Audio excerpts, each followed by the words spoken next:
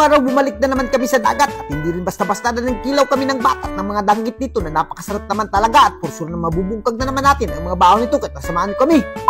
For today's video guys ay babalik na naman tayo ng dagat at siyempre yung bakaw natin hindi talaga natin yan makakalimtan at ipinasok ko na dito sa tupperware natin na napakasarap naman talaga at transition na kaagad tayo, talagang nakabihis na tayo at siyempre kapag pumunta tayo ng dagat siyempre hindi tayo magpwedeng hindi magkilaw kaya naman yung lamas inandam na kaagad natin at bumiyahe na kaagad kami at siya nga pala guys hindi nga pala namin kasama si Ivy dahil nagbantay siya ng bata, kawawa naman si Ivy pero kami na lang dito ni Dudo yung pupunta ng dagat at sa pupunta namin hindi namin inaasahan na nasugatan na namin yung danggit dito. Iba talaga yung madanggit sa amin guys, sila na talaga yung mga sumusugat kaya naman hindi na kami nagpadugay-dugay. Siya nga pala guys, nakabili kami dyan ang balor 70 pesos na danggit na napakasarap naman talaga at kikilawin namin yan at ibabalik namin siya dito sa tunga ng hunasan. At siyempre hindi lang danggit yung sumugat sa atin dito, pati yung makasag sumugat na rin sa atin dahil minimingaw na talaga sila. At ayan na nga guys, hindi lang kasag at danggit yung kikilawin namin dito, nanguha na rin kami ng bat dito na napakasarap naman talaga. Ang tawag nga pala sa bat na yan ay bat tarsan at yung nakakain dyan ay ilalim lang. At kung nakikita nyo guys, yung bat dito sa amin nagtapad-tapad lang talaga, hindi ka talaga magmamahay dito at kurso na magbubungkag muna na man yung bahaw dito sa sobrang sarap. At as you can see naman guys, hindi na kami nagpadugay-dugay, talagang hiniwa na kagad namin yung bat at hininluan na namin. Medyo kuti kasi ito kapag hininluan mo at may nakuha pa nga akong bihod ng bat dito. Naku, napakasarap pala naman talaga nito kilawin.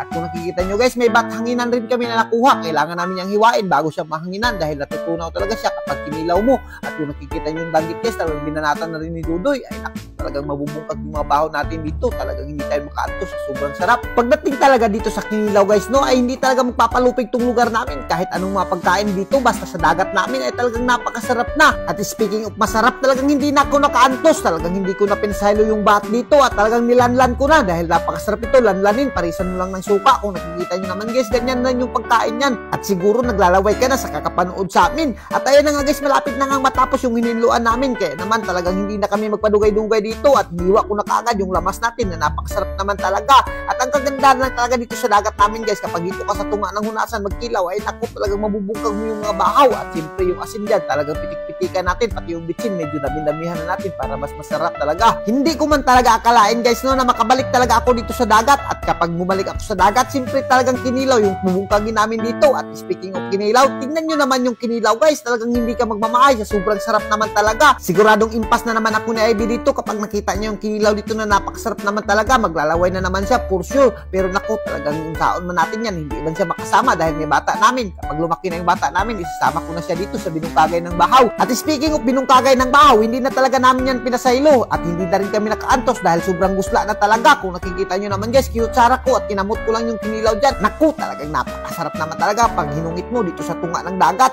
At kung nakikita nyo naman guys, talagang napakasarap yung kainan namin dito at hindi talaga kami mamamahay kapag ganito yung maputripa namin. At as you can see naman guys, sinimplihan lang namin yung mga pagkain namin dyan. Naku, pero sa simpleng pagkain na to ay talagang maraming nagugusla at maraming naglalaway, lalo na yung mga OFW natin na hindi makauwi sa kanilang mga probinsya. Ay naku, talagang panoorin nyo na lang yung video na to para magusla ka rin sa kakapanood. At pasensya na kayo guys, medyo matagal-tagal na rin talaga akong hindi nakabalik dito sa dagat at matagal-tagal na rin kami na hindi nakabungkag ng mga bahaw, pero ito kami ngayon guys, talagang binungkag namin yung mga bahaw. Kaya naman maraming salamat talaga sa kakapanood. Mabuhay kayong lahat yan mga idol hanggat gusto nyo. At hanggang dito na lang muna kami at kung giganahan ka sa mga video namin, huwag mo lang kalimutan i-like and share para mas marami pa tayong food trip. Thank you, God bless you all. Mabuhay kayong lahat yan mga idol hanggat gusto nyo.